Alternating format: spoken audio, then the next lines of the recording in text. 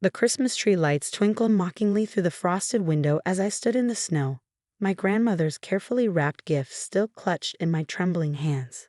Inside, I could hear laughter and the clink of champagne glasses, the sounds of a family celebration I was no longer welcome to attend. "You're not welcome here." My Aunt Margaret's words still rang in my ears. "How dare you show up after what you did?" What I did. I almost laughed at the irony. My crime? Standing up to my cousins when I discovered they were stealing from Grandma Eleanor's accounts. I'm Sarah Mitchell, and this was supposed to be my final Christmas with my grandmother.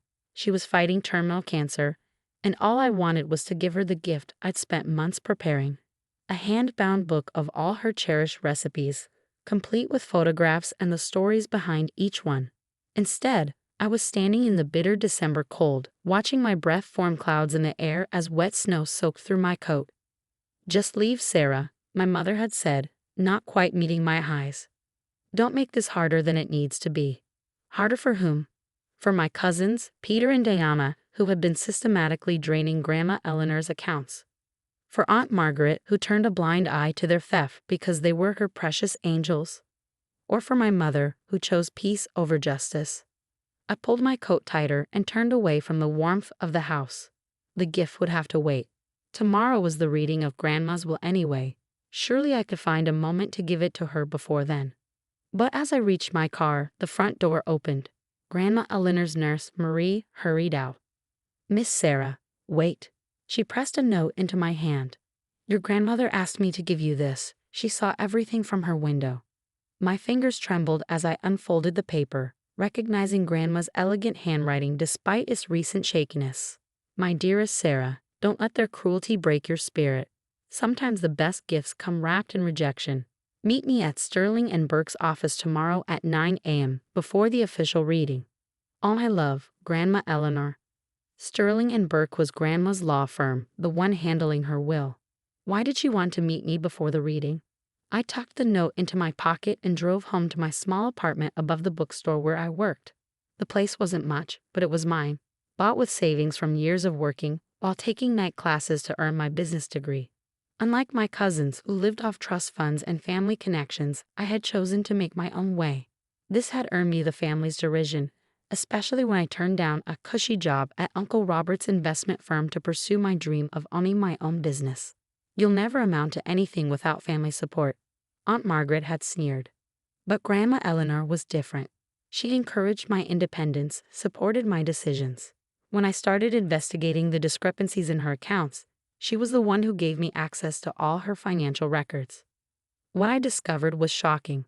Over the past year, Peter and Diana had convinced Grandma to sign multiple checks for investment opportunities that didn't exist. They had manipulated her when her illness made her vulnerable, taking advantage of her trust and generosity. When I confronted them, they turned the family against me, claiming I was jealous of their success and trying to poison Grandma against them. Somehow, they convinced everyone that I was the problem, not their theft.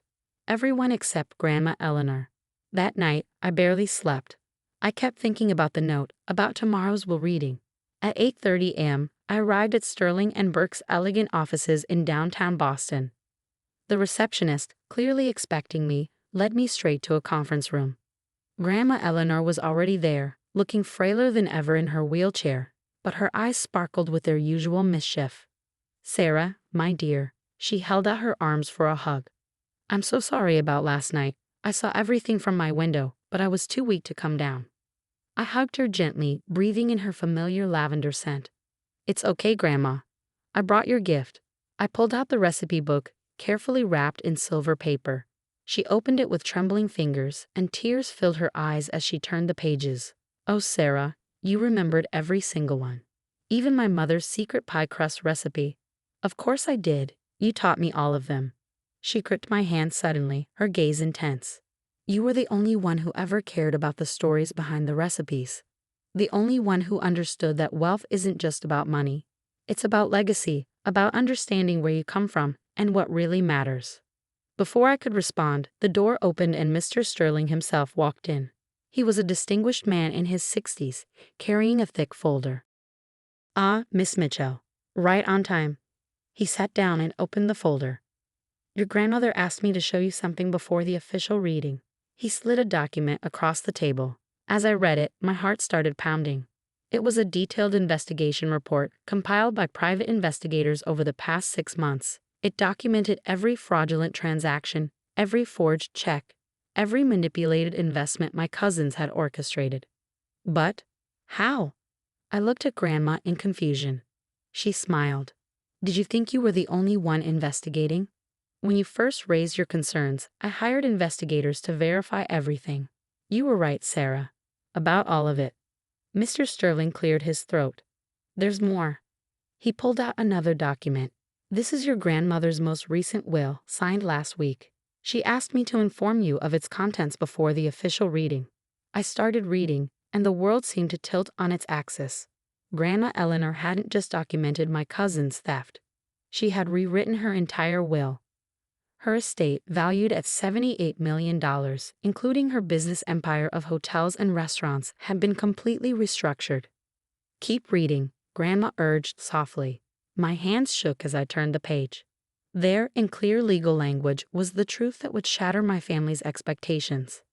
I, Eleanor Rose Mitchell, being of sound mind and body, do hereby bequeath my entire estate, including all business holdings, properties, and financial assets, to my granddaughter, Sarah Elizabeth Mitchell. I looked up, stunned. Grandma, this is everything. She nodded. Yes, because you were the only one who cared about more than just the money. The only one who proved worthy of carrying on my true legacy. The implications started sinking in. In less than an hour, my entire family would learn that their planned inheritance, the money they'd been counting on, the wealth they'd already started spending in their minds, was going to me. All of it. Mr. Sterling checked his watch. The others will be arriving soon. Are you ready, Miss Mitchell? I looked at Grandma Eleanor, who winked at me despite her obvious fatigue. Remember, she whispered, sometimes the best gifts really do come wrapped in rejection. I squared my shoulders and nodded. After all, they kicked me out of their Christmas party. Now it was time to show them exactly why that had been their biggest mistake. They arrived in waves, first Aunt Margaret and her children, then Uncle Robert and his wife, followed by my mother and a stream of cousins. Each walked into the conference room with the confident air of people who thought they already knew the outcome. Peter and Diana swept in last, designer clothes and expensive jewelry broadcasting their assumption of wealth. They barely glanced at me, probably assuming I was there out of some misguided hope for a small inheritance. Before we begin, Mr. Sterling announced, Mrs. Eleanor Mitchell has asked to address the family. My cousin's expressions of bored indifference vanished as Grandma Eleanor's wheelchair was brought to the head of the table. Despite her physical weakness, her voice rang clear and strong. I've watched all of you over the years, she began. Watched how you handled money, how you treated others, how you viewed my legacy. Her eyes swept the room. Most of you saw only dollar signs. But one person saw something more. Aunt Margaret leaned forward eagerly. Her children had always been the most attentive to Grandma, or so she thought. Sarah, Grandma continued, would you show them what you brought me this morning? With trembling hands, I placed the recipe book on the table. Grandma opened it, displaying the carefully preserved photographs and handwritten notes. While some of you were busy calculating your inheritance, her gaze lingered on Peter and Diana. Sarah was preserving our family's real treasures, the stories, the traditions, the lessons that money can't buy. That's sweet, Diana interrupted with a dismissive wave. But perhaps we should move on to the actual will. Grandma's smile turned razor sharp. Oh yes, let's do that. Mr. Sterling. The lawyer stood, adjusting his glasses. The last will and testament of Eleanor Rose Mitchell. I watched their faces as he read, watched the confident smirks fade into confusion, then disbelief, then fury as the truth emerged. The entire estate, every property, every business, every asset, was coming to me. This is impossible. Aunt Margaret shot to her feet. She's not qualified to run a business empire. My business degree and MBA suggests otherwise, I said quietly. She must have manipulated Mother while she was sick, Uncle Robert declared. We'll contest this. Grandma's voice cut through the chaos. The will has been verified by 3 independent psychiatric evaluations, and there's more. She nodded to Mr. Sterling, who distributed copies of the investigation report. What's this? Peter asked, his face paling as he read. Documentation of every penny you stole from me, Grandma replied calmly. Every forged check, every fake investment scheme. Did you really think I wouldn't notice? Diana lunged for the papers, but Mr. Sterling's assistants were faster, collecting them back. Copies have been sent to the relevant authorities, he informed them, along with Mrs. Mitchell's formal complaint. The room erupted. Aunt Margaret collapsed into tears, while Peter and Diana started shouting about family loyalty and false accusations. My mother sat silent, her face ashen. Through it all, Grandma Eleanor remained serene. Sarah was the only one who tried to stop the theft. The only one who put my well-being above her own financial gain. That's why she gets everything. You can't do this to us, Diana shrieked. We're your family. Yes, you are, Grandma agreed, which made your betrayal even worse. Security arrived to escort out my hysterical cousins and their mother. Uncle Robert stormed out, already on the phone with his lawyer. Soon, only my mother and I remained with Grandma. Eleanor, my mother's voice shook. Please reconsider. Sarah doesn't know how to handle this kind of responsibility. Actually, Mr. Sterling interjected, Miss Mitchell has been secretly apprenticing under Mrs. Mitchell for the past year, learning every aspect of the business empire. This was news even to me. I turned to Grandma in surprise. She smiled. All those times you visited, all those questions you asked about the businesses, you were learning without even realizing it. You have a natural instinct for it, Sarah. Just like I did at your age. My mother left quietly, pausing at the door. I hope you know what you're doing, she said, though I wasn't sure if she was talking to me or Grandma. The next few months were a whirlwind. True to their threats, my cousins contested the will. But the evidence of their theft made their claims of manipulation fall flat. They now faced criminal charges, their carefully crafted social media images of success crumbling as the truth emerged. Aunt Margaret tried everything from tearful pleas to legal threats, but Grandma stood firm. Uncle Robert attempted to orchestrate a hostile takeover of one of the hotel chains, only to find that Grandma had already restructured everything to protect against such moves. My mother maintained her distance, though I occasionally received texts asking if I was managing okay. I didn't respond. Her silence during years of family mistreatment had spoken volumes. Meanwhile, I dove into running the Mitchell empire, discovering that Grandma was right. I did have a knack for it. The hotels thrived under my management, and the restaurants gained new life as I implemented modern touches while preserving their historic charm. Grandma Eleanor lived for another 6 months, long enough to see me successfully take the reins, long enough to sit in her favorite restaurant, now renovated but still serving her recipes, and enjoy the fruits of her legacy. You know why I really chose you? She asked one evening as we shared her famous apple pie. Not just because you were honest or because you tried to protect me. Why then? Because you understand that true wealth isn't in bank accounts or property deeds. It's in the details, the secret ingredients in a family recipe, the story behind a building's architecture, the relationships built over generations. She squeezed my hand. The others wanted to spend my money. He wanted to continue my life's work. After she passed, I found another surprise, a journal she kept, documenting her own journey from a young woman with a single small restaurant to a business mogul. Its pages were filled with wisdom, insights, and most importantly, her unwavering faith in me. 5 years have passed since that snowy Christmas night when they kicked me out of the family party. The Mitchell empire has grown beyond even Grandma's ambitious vision.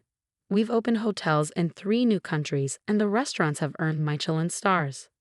Peter and Diana serve brief sentences for fraud and now work mundane jobs in other cities. Aunt Margaret occasionally sends cards suggesting family reconciliation, which I file away unopened. My mother recently reached out, saying she's ready to explain her side of things. I'm still deciding if I'm ready to listen. The recipe book that started it all sits in a place of honor in my office. Next to it stands a photograph taken on my last Christmas with Grandma Eleanor. Both of us in the kitchen of her favorite restaurant, flour on our cheeks, laughing as we baked her secret recipe cookies. Sometimes during quiet moments, I remember standing in the snow that Christmas night, feeling rejected and alone. I remember Grandma's note. Sometimes the best gifts come wrapped in rejection. She was right. Being kicked out of that party was the best gift they could have given me. It showed Grandma exactly who would protect her legacy and who would squander it. Every Christmas now, I host a different kind of family gathering. The hotel and restaurant staff, many of whom have worked for the Mitchell family for decades, come together to celebrate. We cook Grandma's recipes, share stories, and remember the woman who built an empire on the foundation of good food and genuine connections. The crystal Christmas tree that once twinkled mockingly through that frosted window now stands in the lobby of our flagship hotel. But instead of representing exclusion, it shines as a beacon of welcome, reminding me and everyone who enters that true family isn't always about blood. It's about who you choose to share your legacy with. And sometimes the people who reject you end up giving you the greatest gift of all: the freedom to become who you were always meant to be. As for that snowy Christmas night, I keep the memory close, not as a reminder of pain, but as proof that sometimes being shown the door is really life's way of opening a better one.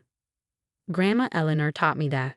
And every day, as I walk through the empire she entrusted to me, I make sure her lessons about business, about family, about life continue to shine as brightly as those Christmas lights once did, guiding the way forward for generations to come.